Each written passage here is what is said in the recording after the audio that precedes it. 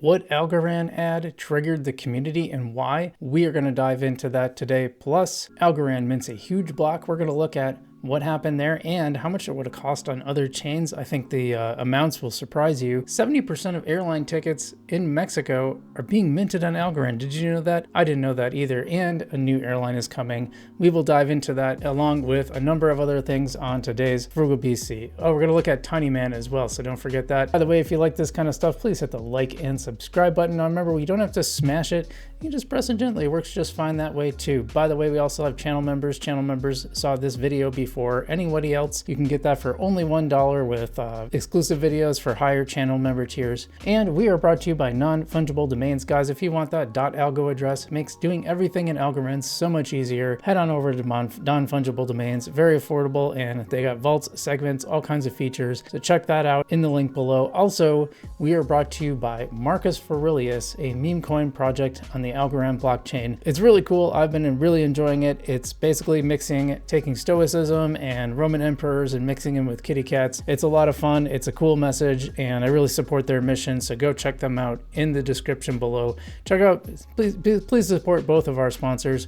But let's get to today's news. First, we're going to talk about Tinyman seeing some really huge success with staking. Tinyman is taking over, Tinyman says. Since official staking rewards on Algorand went live just 1 month ago, Tinyman nodes have been crushing it. 12,119 blocks proposed, 121,242 algo earned in rewards. I'm taking advantage of that myself through liquid staking. I will have a video on it. You can check out an early access video for channel members, but I will have a bigger video coming up in about a week or so. They aren't slowing down. More blocks equals more rewards. Tinyman is not just a DEX. Our infrastructure is actively securing the network while generating yield for our users, and I am enjoying that yield, that's for sure. Don't let your algo sit idle. Make it work for you. I agree. Yep, that's pretty much all the news contained in there, but I am definitely enjoying liquid staking. I kind of, after doing a little playing around, I decided the Tinyman one is frankly the best option for me right now. So I have everything in there because mostly I like that they separate the rewards with the staking,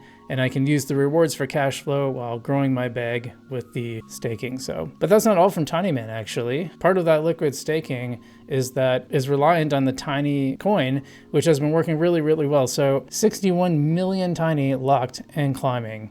A Tinyman community isn't slowing down. Over 61 million Tiny tokens locked in governance. If you're not in yet, you're already behind. Get involved now and enjoy the exclusive perks. Now, I will tell you, I put in the money, the Tiny that they gave me, which was about, I don't know, about $150 worth. It was like 4,000, a little under 4,000 Tiny, maybe 3,600, something like that. I just blocked it all. I was like, oh, we'll see what happens. And I've earned more rewards from locking than I put in. So like for whatever reason, it disappeared tomorrow. I would have gotten all that back. It's out. So that's very, very good. Been flipping that over into other LPs, which has been working really well for me. And I gotta say, Tiny itself has been doing pretty well. Sitting just under 4 cents right now.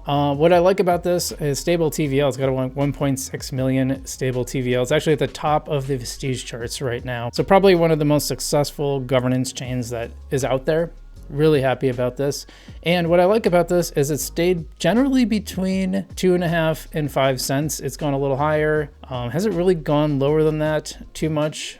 Maybe in the very beginning, I think, when I look back at it. And that's really great because when you're earning rewards in a token, you know, the one thing you really don't want to have it happen is to crash a lot. And, you know, this is still volatile relatively, but it's volatile within a certain range, which means it's somewhat predictable. And, you know, if it's down for a little while, I can usually wait and you'll find it will go back up. If we scroll through here, I mean, you can see it's been up higher, it's gone down lower, but it's never like, you know, like some of these ASAs, they just trail off and that's the end of it. And this has actually really gone up and down a lot. So you can kind of plan for this. If you're in a low period, you can just wait a few days, well, maybe half a month. It could be a long time to wait, but you can at least wait and it will come back up. And that's very good. Now, obviously, I would rather be earning an Algorand. I missed that, but it is, we'll talk more about that when we get to the experiment video, because that's one of the things I try to do on this channel, and I've been trying to do that more now, is when I wanted to try something out, I do an experiment, I let you know the results and how that goes. Next up, and this is part of, you know, Algorand staking rewards, is this really huge block that got minted, and it costs like almost $9 on Algorand, but It would have cost a lot more. So let's look at the details here, because it would have cost a lot more on another chain. This is right from the Algorand Foundation. We recently saw a block with 34,000 transactions on Algorand. The total cost of this block was about $8.90. About $9, which sounds like a lot, you know, but that's 34,000 transactions for $9. Same block would have cost almost $700 in Solana and $21,000 on Ethereum. So $9, not too bad. And we got a nice little chart here to kind of show it off, put it in perspective, so to speak. You know, I think this is really important because even something like Hedera is cheaper than Solana, but more expensive than Algorand. I've been using playing around with Saucer Swap on Hedera, and the fees are like 0.2 Hedera, sometimes a little higher. Well, and that doesn't sound like much, but that's like 20% of a Hedera, where Algorand it's like 0.001 Algorand or 0.002, maybe 0.003 I've seen sometimes. We're talking fractions of a penny, and when Hedera is like 20 cents, I mean that's, you know, 20%, that's like 40 cents that you're paying for a transaction. It's kind of a, well, no, it's not 4 cents. 4 cents you're paying for a transaction. That's kind of a lot. This is why I don't do public math. Whereas Algorand, I mean, the fees are so negligible that you just kind of don't have to pay attention to it, which is, I think, what you want on a blockchain. Now, I did not know this, but 70% of all airline tickets created in Mexico are minted on the Algorand blockchain. That's a huge stat, but that's not even the great news on this. So let's dive into this one. So I knew about Fly Bondi, but I didn't know about Viva Aerobus is also a partner with TravelX. So for those that don't know, TravelX is a company that mints airline tickets as NFTs, and you might think, why is that a good thing? Well, guess what? You can turn around and sell those NFTs to somebody else. So if you can't fly somewhere, you can put it on the market and sell it. And so Fly Bondi was the first one. Viva Aerobus is joined, and I didn't even hear it. Somehow I thought I was tracking this pretty closely. Somehow that one got by me. Now Viaja Valeris, which is also in Mexico, is going to be joining on. It'll be the latest with 30 million plus yearly passengers. Looks to be the latest airline to embrace TravelX tokenization solution. Now, when people talk about what's going on with Algorand, does anybody use it? Well, yeah, a whole lot of people using it. And when we talk about real world adoption, what that's going to look like, it's not going to look like people, oh, I'm doing a thing on Algorand. It's going to be Algorand working in the background like it is for these customers. I'm sure the vast majority of those 30 million customers are not going to be going, gee, I bought my airline ticket on Algorand. That's sure cool. What they're going to be like is, oh, wow, these are cool features. You know, it's kind of like, that's cool. Look what I can do for my airline ticket. I can actually sell it if I can't use it. That's awesome. You can't do that now with regular tickets. And yeah, it's kind of like, you know, people don't go, oh my gosh, this iPhone, this flash memory is amazing. You know, they just use the iPhone. It's like, what can the iPhone do? The technology is working in the background. That's why I'm so bullish on Algorand. But it's all fun and good until someone gets triggered. I thought this Algorand ad, which appeared in the Denver airport, we're going to dive into more about why, really triggered some folks, set off a little firestorm on Twitter, and we're going to talk about it. We're going to talk about whether it's an effective ad or not. I have some thoughts on that, so why don't we dive into this? It's pretty funny how this came about. So someone named Coco said, I just landed in Denver, saw this Algorand billboard. In my opinion, this is an example of bad crypto ad in the normie world. We're going to dive into that's a really important distinction we're going to make in a second. Tagline, no 5-year plan necessary. Hey, shouldn't that be a hyphen? No, they did have the hyphen. She didn't. It's too vague for anyone to understand what is Algorand and what one can use it for. Even as someone that's working in crypto, I don't understand what it wants to portray. Well, you should know better, frankly, but we'll dive in more. If you have a grand picture tagline, subtag should explain more about what is the product, what's the benefits, but it clearly doesn't here. Confusing illustration, Algorand is an L1. How does it make one code faster? Good question. And, you know, that's actually a good thing. It should be implying questions that makes you want to know more, especially if you're a coder. Now, if you're not a coder, so let's break this down, and we're going to get into Mark's, the CMO's response of Algorand. We're going to dive into that. But first, let's take this apart. Crypto ad in a normie world. Well, this is the Denver airport. Why would you put this Algorand ad in the Denver airport? Well, it's because ETH Denver is this week, and there's going to be tons of crypto developers flying into Denver. So, wonder why it's there. Has nothing to do with normies. It's not aimed at normies. Obviously, no 5-year plan necessary. What does that mean? Well, if you've been in crypto, you know that this is like a really common statement for people who launch blockchains. Oh yeah, we're gonna have this great stuff in the future. You know, Ethereum and Vitalik Buterin are really well known for doing this. And oh, 5 years, No, you can do it today. Code faster. Now, this is the one area where I maybe agree, because you might think, well, why code faster? And it's a good question.